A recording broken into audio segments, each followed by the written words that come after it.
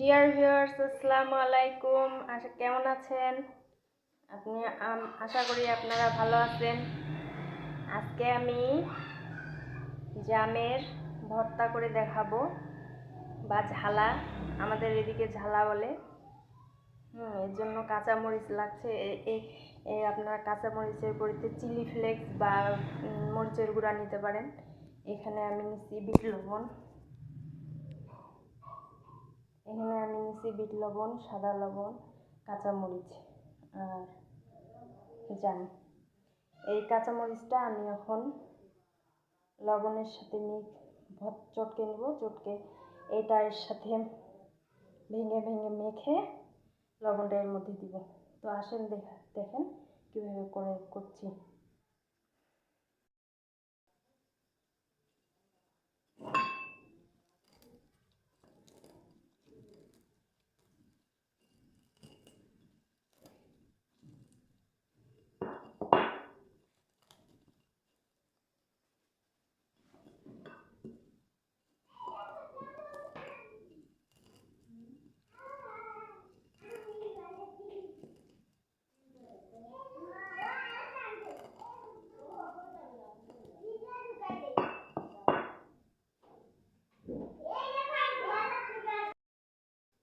এই যে দর্শক, এটা আমার চটকানো হয়ে গেছে।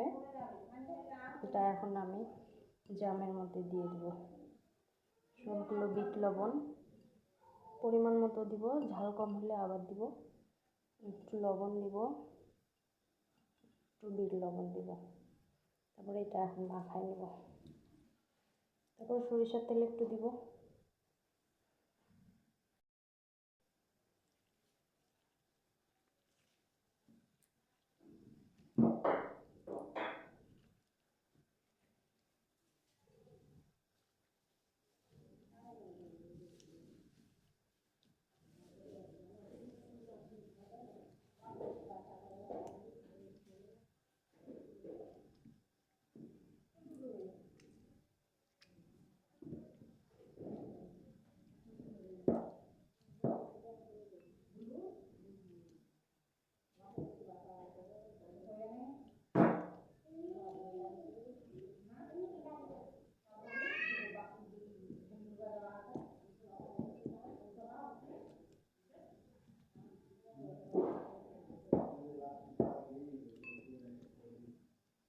এই সিজনে জাম মাখা খুব টেস্টি, অনেক মজা।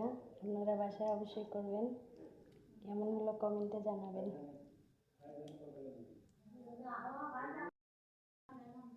এখন একটু সরিষার তেল দিব, তারপরে মেখে নিব।